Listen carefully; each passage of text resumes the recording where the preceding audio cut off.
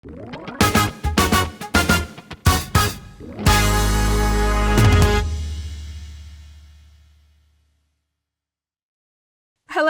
welcome Thank you. to the Proper Good podcast. Thank you for having me.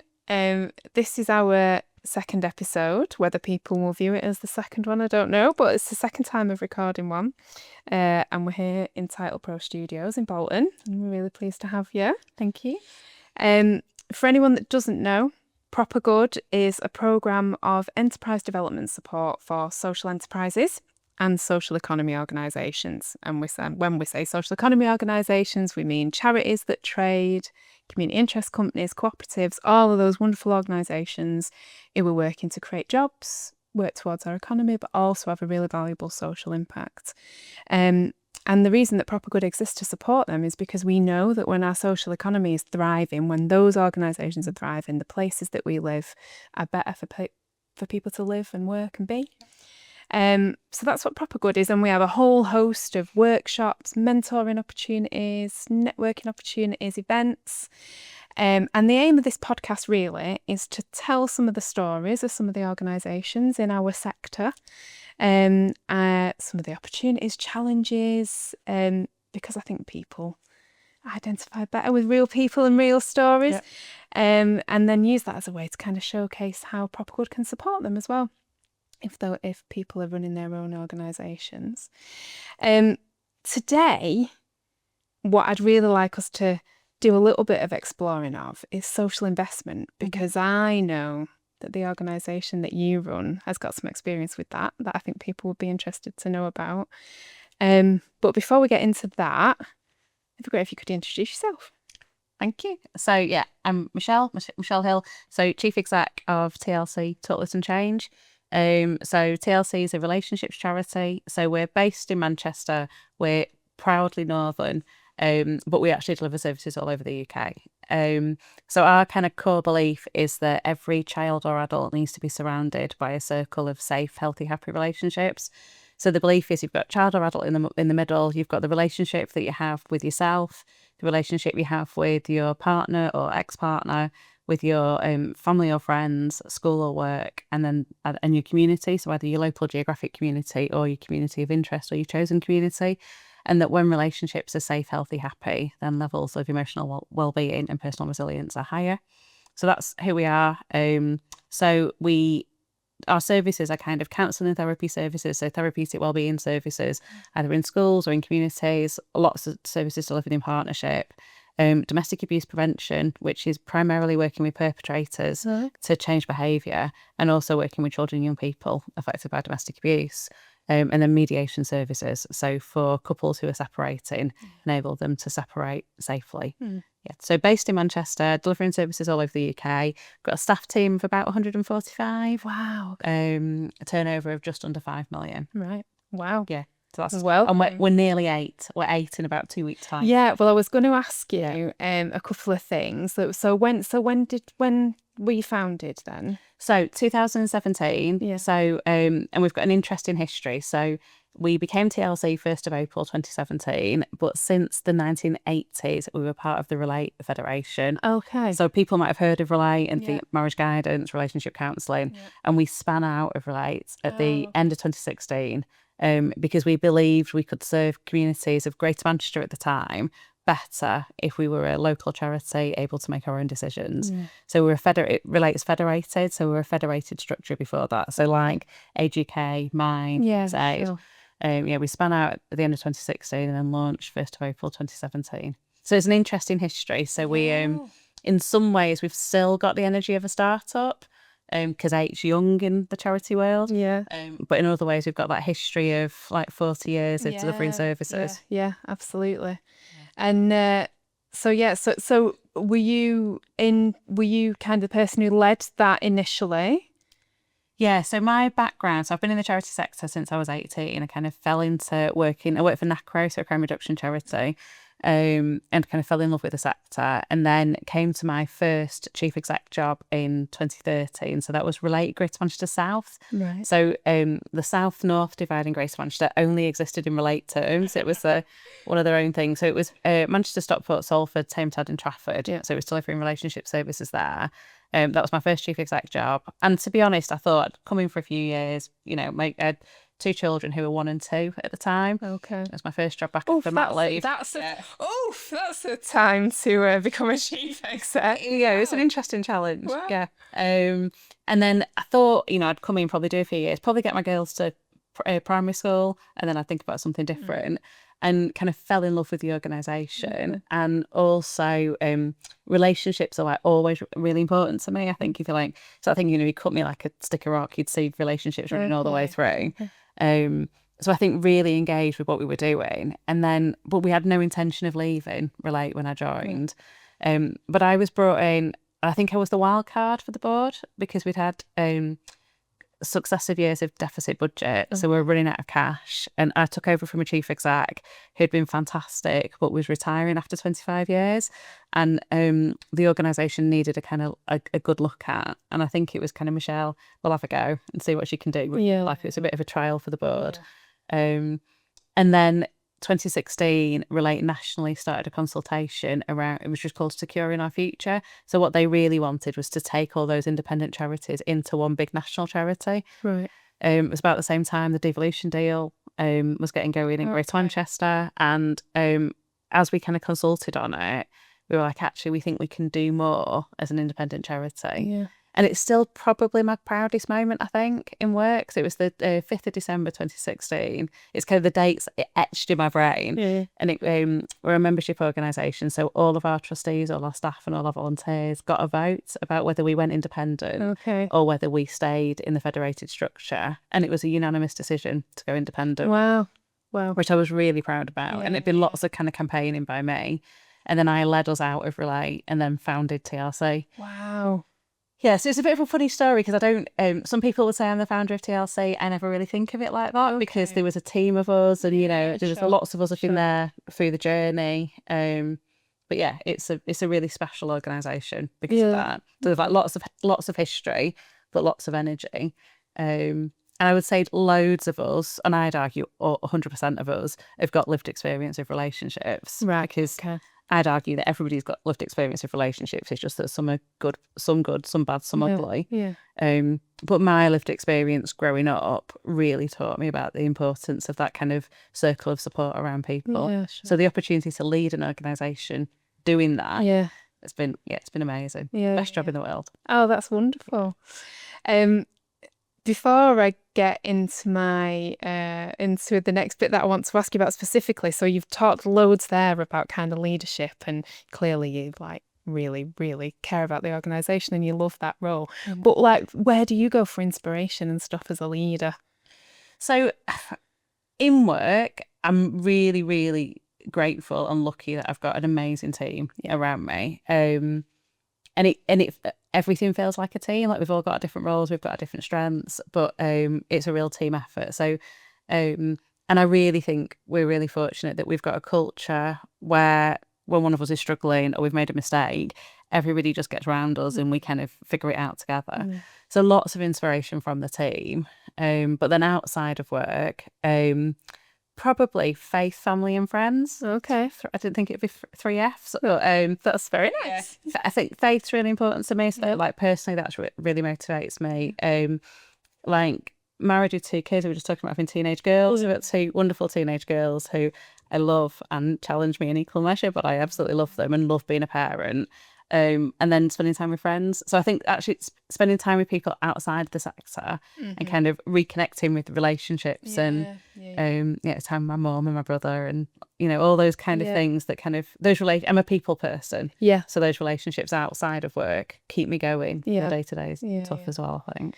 And that's really interesting what you say about your team, because of what I definitely hear again and again from the people that I work with through this programme is around the importance of that support network, and that sometimes when you're at the helm of an organisation, as it were, it can sort of feel like you're kind of on your own a little bit, because there are some conversations you can't have and something, and the importance of surrounding yourself with people that you can share with and that inspire you. And it's interesting what you said there about your kids, because definitely they're a constant source of inspiration, aren't they? Especially in our sector where everybody's working. Yeah. None of us are just working for the money, are we? You know. No, definitely not. And I think also, I mean, I think it is the best job in the world, but it is quite a lonely job sometimes, I think, because I mean, I've got a fantastic team, but it's a funny dynamic, and I've got a brilliant board as well, but I'm not on the board, and I'm not really part of the team in some ways. Yeah. So I've also worked kind of really hard and deliberately to create a group of peers that I really trust. So back in 2017, when we launched TLC, I did the Claw Social Leadership Fellowship. I've heard. Which is great. So then it was a 12-month programme with different leaders across the country, all working on different social sector challenges at different stages of leadership. And then in 2024, I did an Acumen Fellowship, which was, again, leaders across the country working to end global poverty. Wow. And TLC has been about relationship poverty and how the impact of relationship poverty. But both of them were really special experiences. So in some ways, pretty tough going, because a fellowship's quite full on, and then you're managing a full on job and then a full on family life. But both of them have given me a group of peers that I really trust, that absolutely have got my back. I've got their back. You know, you're kind of the champion of each other. But also, if I've got a knotty problem, that's where I go. That's the WhatsApp group I go to. That's the kind of action learning set. And it's really special, because it's people who get it, but also really get me. So we've got an Acumen get together on Friday, and we've got a Claw get together next week. And it's like, you know, your diary's busy, it's really hard to prioritise it. But actually, those two groups have kept me going when it's been tough. And I hear that a lot. And interestingly, in our episode that we last recorded, which was with a woman called Maura Jackson, who leads an organisation called Back Up North West, and she was talking about the importance of, you know, like allowing space to work on the business, not just in the business. And I think that's a really key bit, that because I sort of know and work alongside people at all different stages of their social enterprise journey, you know, people just with an idea and setting off, and people like you who are, you know, running big organisations. And that can really be the challenge, can't it? Because actually it's so busy.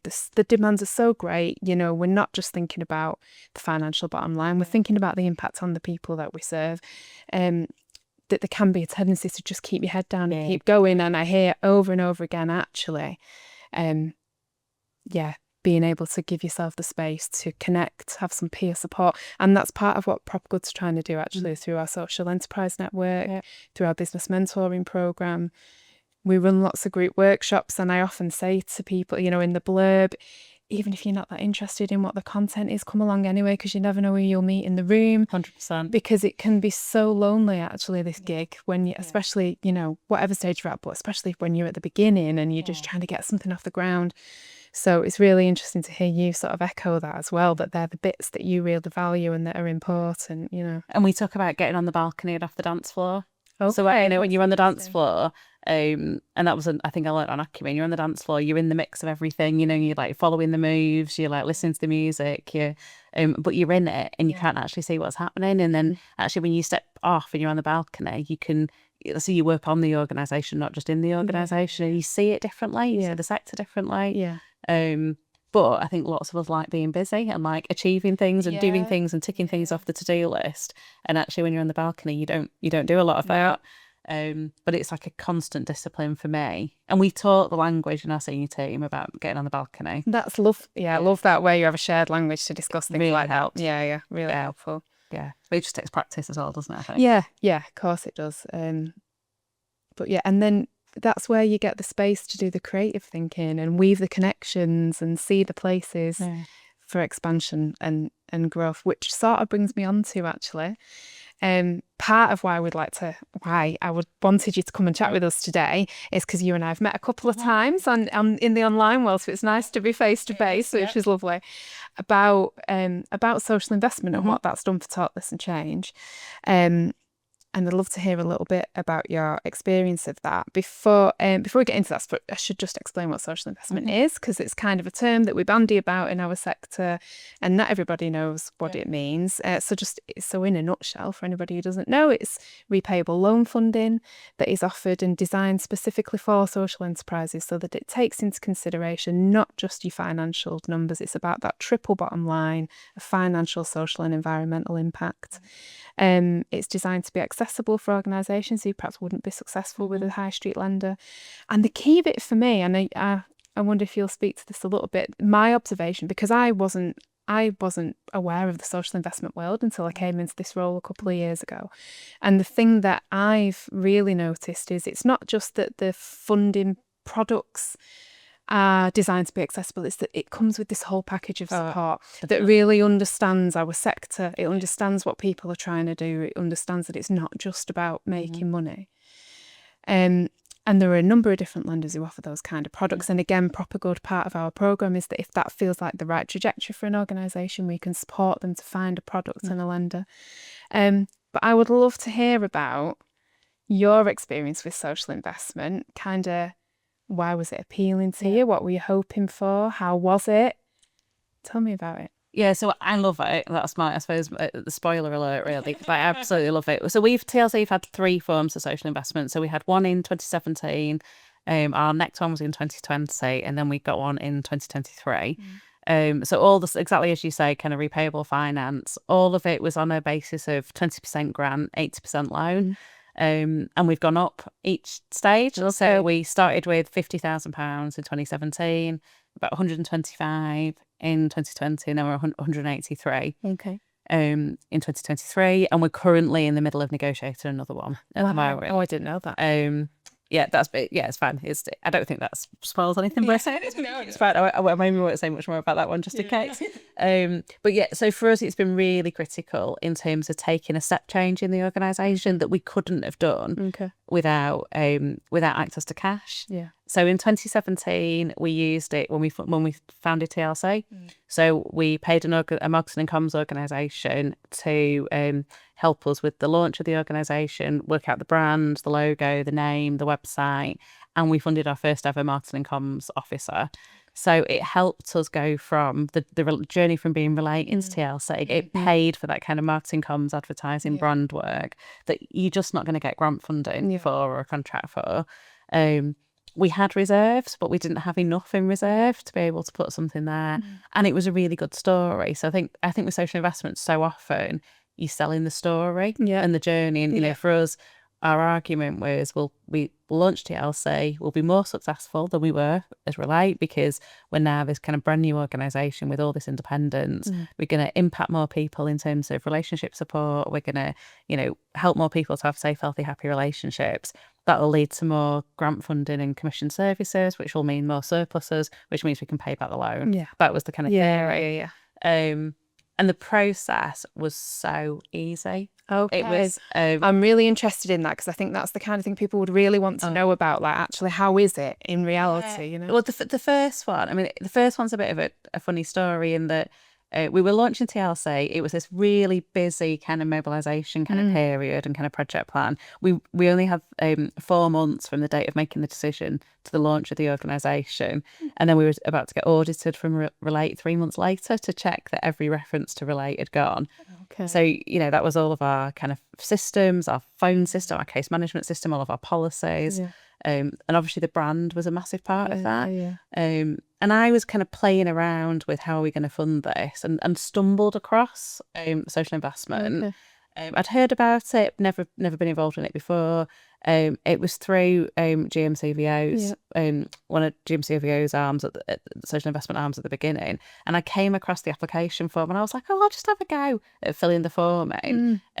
Really starting to think about how was I going to have the conversation with the board to say we can apply for social investment. I'm very interested in that as well. I'll pick that form.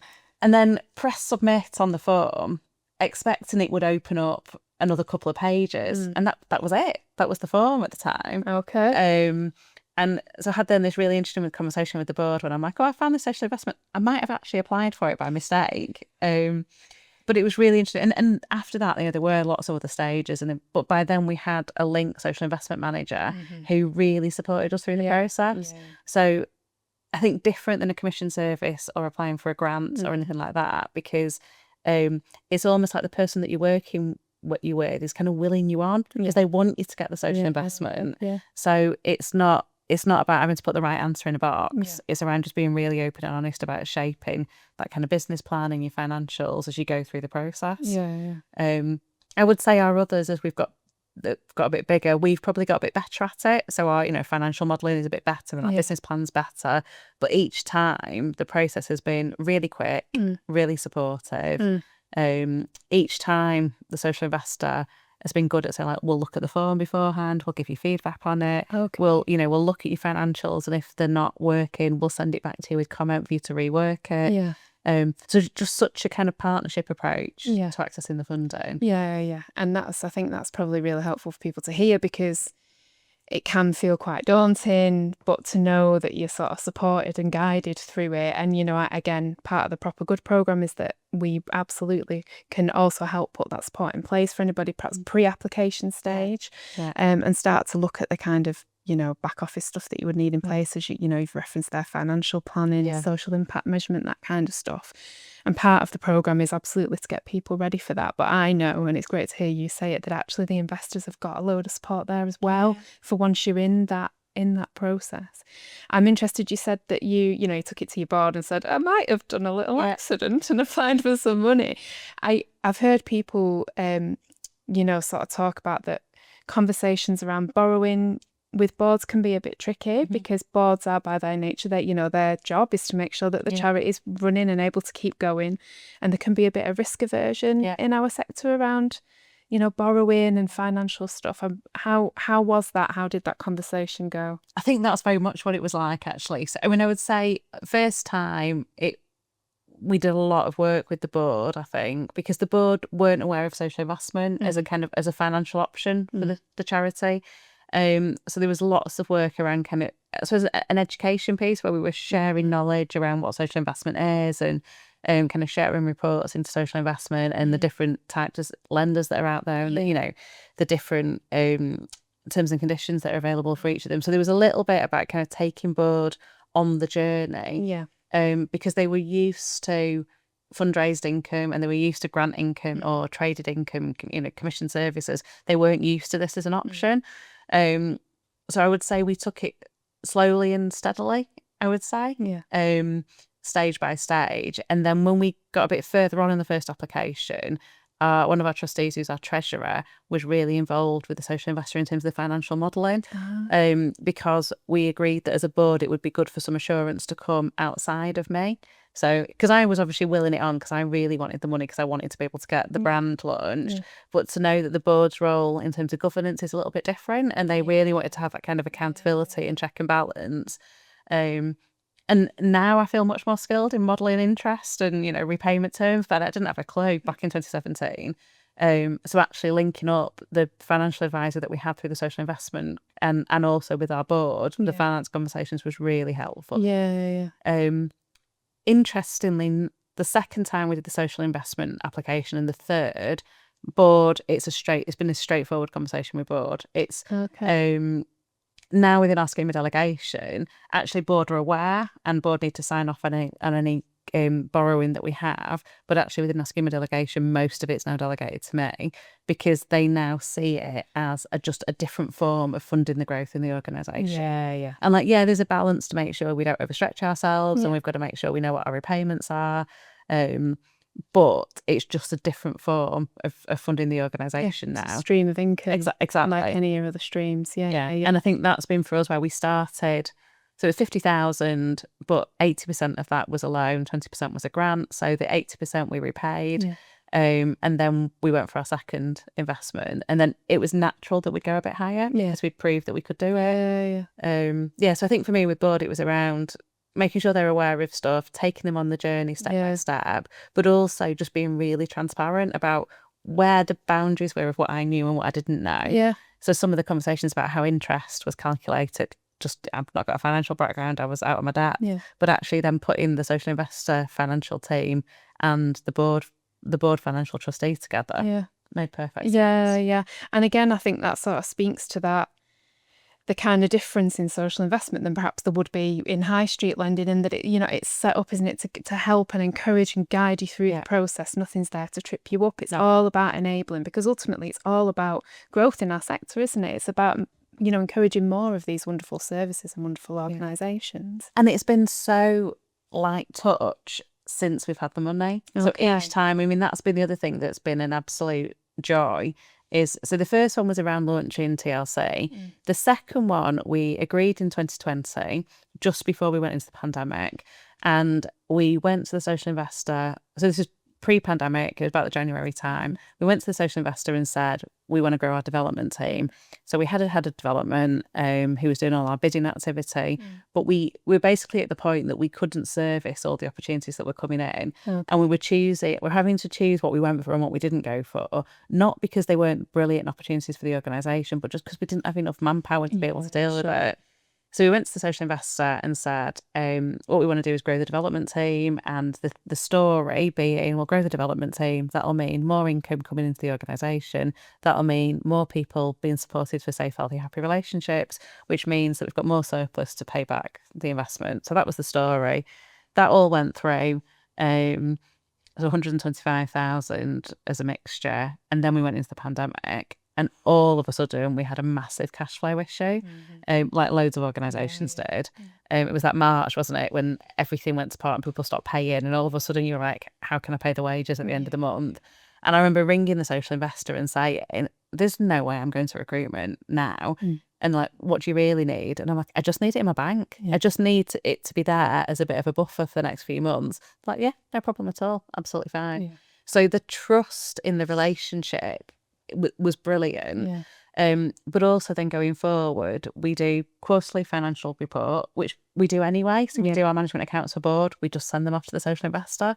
And then once a year, we do a social impact report. And, I think it's different with different investors. But for us, compared to sometimes the amount of writing and number crunching that you have to do for really small grants, this is so much more based on trust and dialogue. And if we've had problems, we pick up the phone and tell somebody and we have a conversation about it. So that light touch relational approach has been amazing for us as well.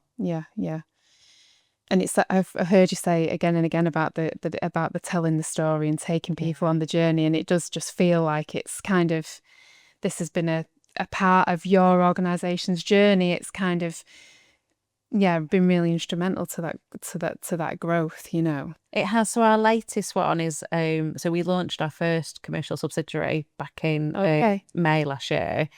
And so that's a profit with purpose organisation. So we looked at our organisation and said, although the organisation's been in surplus the last kind of 6 years, if you looked at it department by department, actually some bits were struggling more than others.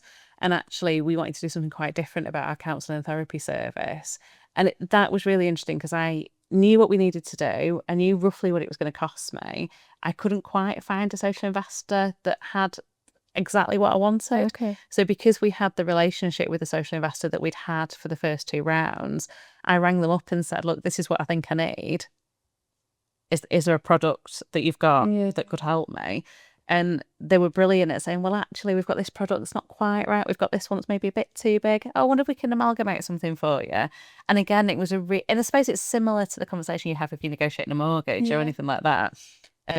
But it's so unique, I think, in our sector to be able to do that and say, look, I know what I need. I know why I need it. I've got a really good story behind how it's going to work. But that was really helpful for us as well. And, we then, so the investment we took this time fully funded the launch of the subsidiary, that's all the setup, but also all of the running costs for the first 12 months. Which meant that our managing director of the subsidiary had 15 months. She was on maternity leave for the first 9 of them, so she got a little bit less time. But so she had a period of time before she has to turn a profit, and then the profit gets routed back into TLC, which means that then TLC continues to grow. But for me, it was that like dialogue of, this is what we need. Can you help? And that's an amazing place to be, and a real freedom. And again, this is something that we talk about I've talked about other organisations, is there's a freedom and investment that there isn't in grant funding. If you grant funding commissioning, you're fixed on the specific purpose of that money, whereas investment is totally about if you've been on the balcony rather than on the dance floor and you're seeing these opportunities, then this is where social investment can really come in and help you sort of bring those things to fruition, can't it? And also I think it's less punitive as well. So I think, we've been fortunate in that we've been in surplus the last 6 years and we've been able to make all of the kind of repayments. we took a payment holiday for the second investment, first and the second investment. So we took the investment and we negotiated up front that we wouldn't pay it back for a period of time. Since then, we've been okay. We've been able to make every repayment. But back in 2020, when I had this call to say, can I shift what we use it for?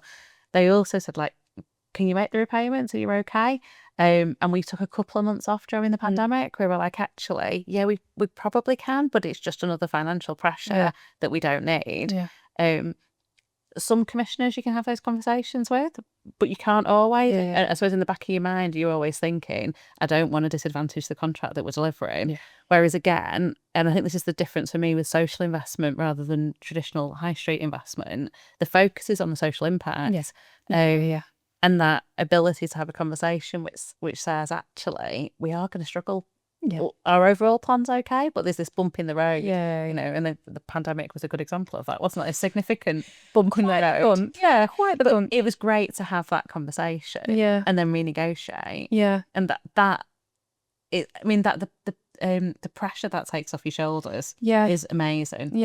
And what you said there about it being focused on social impacts and not just on financial return. And I've heard lots of people who've received social investment say the same thing, that actually what the investor wants is to see your business grow and develop. And so if that means that for the first 6 months, actually, you need a holiday in order to be able to start to see the return. And it's that flexibility, I think, that I've been blown away by as an outsider coming in and having a look. This flexibility, the support, and that massive focus on social impact, really. And I guess, so that's a question I'd like to ask you. So obviously you've had this investment and part of your story has been about how that could grow your impact. But like how does that look in real terms? Like what has been the kind of impact on your impact, as it were, as an organisation? I mean, it has been transformational every time, really, because every time I think it's been things that we've strategically identified we've needed to do for the security and future of the organisation, and we had no other way of doing them. And so if I think about our last one, we looked at the organisation. We knew organisationally we were in surplus. We knew that the impact we're making as an organisation was solid, but we looked into the future. So this was pre the general election. You were expecting a change of government, but you weren't sure if that was going to happen.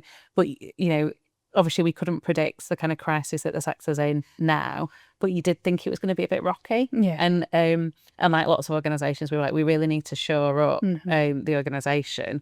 So we did a piece of work where we looked at all the different services that we do, and we did a matrix between what's the social impact that they have and what's the financial position that they're in. And we were really, really clear that the services that we deliver like met the mission of safe, healthy, happy relationships.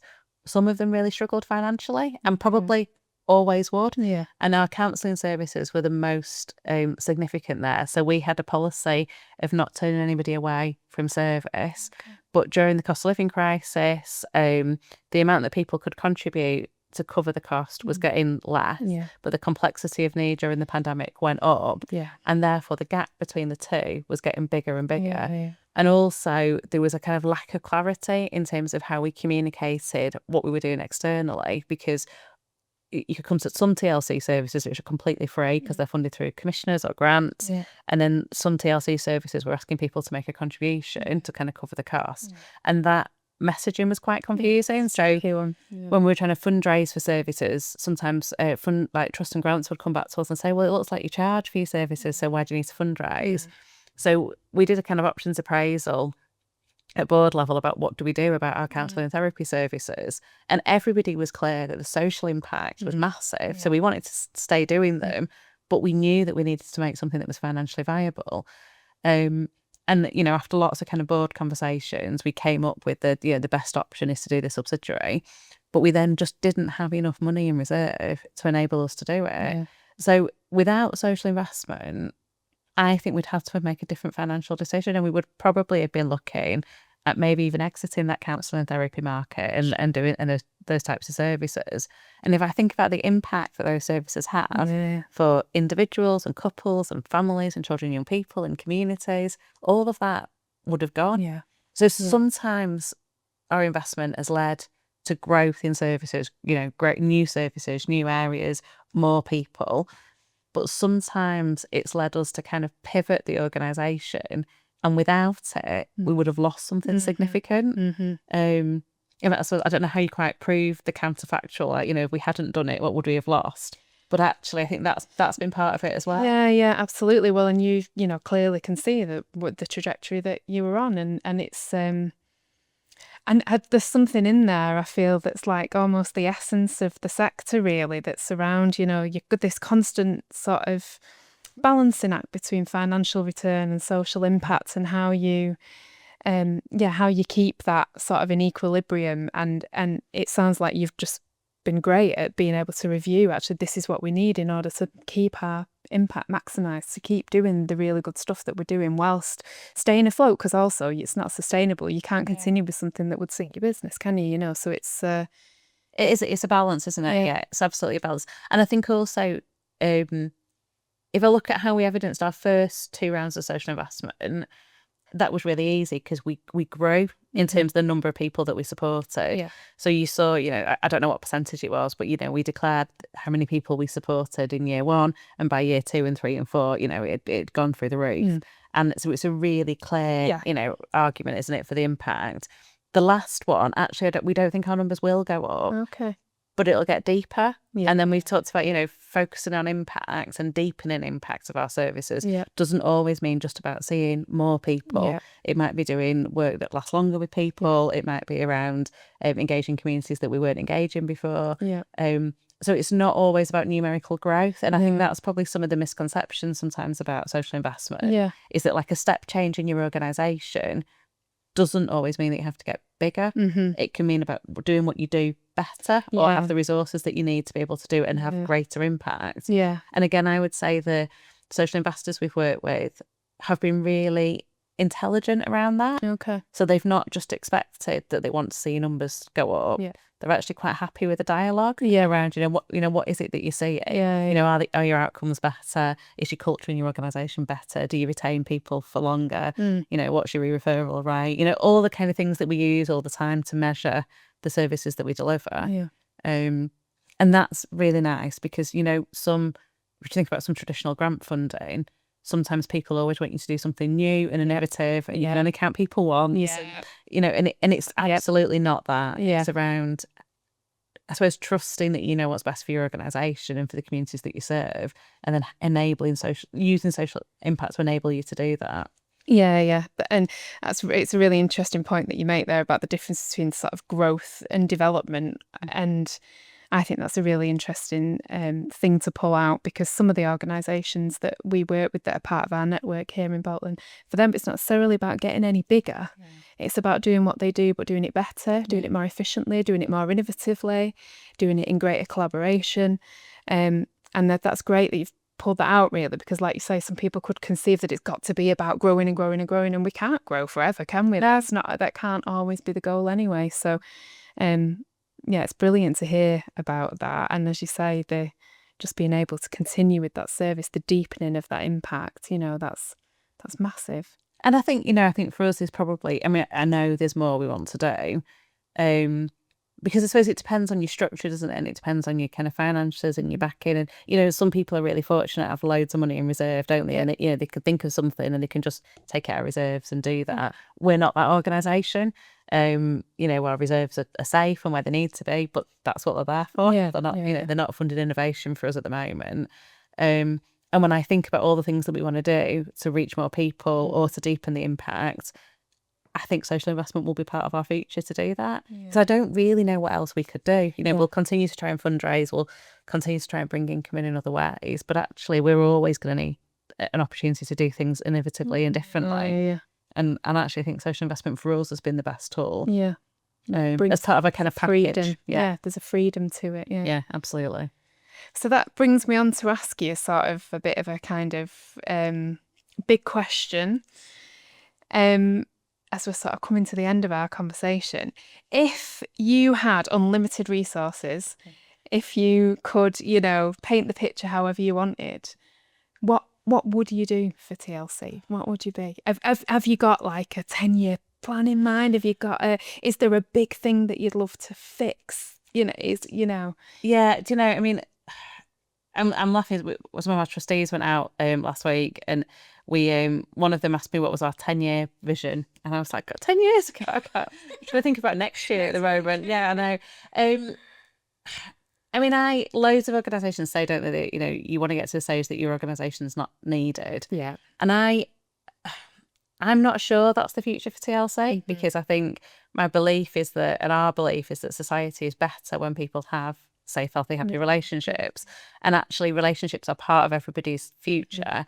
But what I would love for TLC to contribute to is that the importance of relationships is the importance of that is seen across society in every policy decision that's taken, in every government initiative, in every decision that our schools and our local authorities make and our policymakers make, so that society is set up to enable people to have good relationships.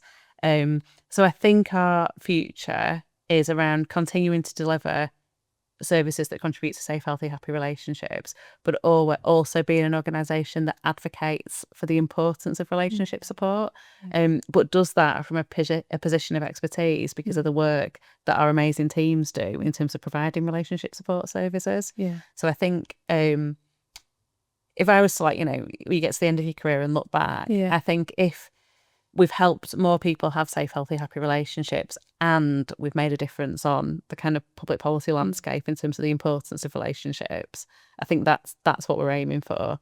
And I'm sure social investment will be part of that, because I've got no idea otherwise how I've run the policy and campaigns too. No idea how I do it any other way. And it sounds like in terms of that journey and the story, I mean, you've got the story to lead to that application, haven't you? It's you teed up very well for that, I think.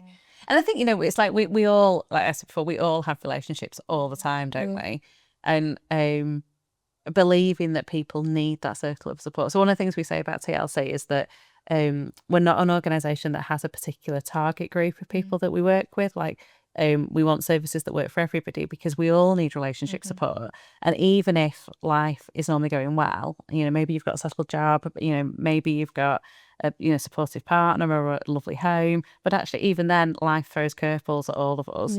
Whether that's a pandemic, or whether that's a life-limiting illness, or whether that's a bereavement, actually then we might need relationship support to get us back up on our feet. But then some of the communities that we work in don't have some of those protective factors to start with. So some of our people that we work alongside are affected by domestic abuse. Some of that's not there for them. Or some of the people that we work with who are homeless or affected by drug and alcohol misuse, actually their relationship support that they need is a little bit more intense, and we might need to work alongside them for a bit longer or in a slightly different way. But to get to a place where everybody recognises that those relationships are the key thing, that I think that's the big, that's the dream. Yeah. I think because it's in every sphere of our lives, isn't it? Personal, professional, education. It's kind of central to everything. It's wonderful to talk about it so enthusiastically. It's made me been thinking about some things as you've spoken. It's great. That's the danger of being in a relationships organisation. You constantly see everywhere all the time. There's no switching off from never. No. Brilliant. Well, thank you very much. If anybody who's watching or listening would like to get in touch with TLC, either as a supporter to access your services, how can they do that? So either of our websites, which I think you'll get the information, you'll get the website details. So either Total Listen Change, which is the charity, or Now You're Talking Therapy, which is our subsidiary. Contact me directly. So email on LinkedIn, reach out, or just give us a ring, and one of us will chat to you and talk you through options. Brilliant. And likewise, if anybody wants to get in touch with Proper Good, our email address will be at the end of the podcast. Thank you very much. It's been an absolute joy. Thank you for having me. Sonny Bolton, thank you very much for joining us. No problem. Cheers.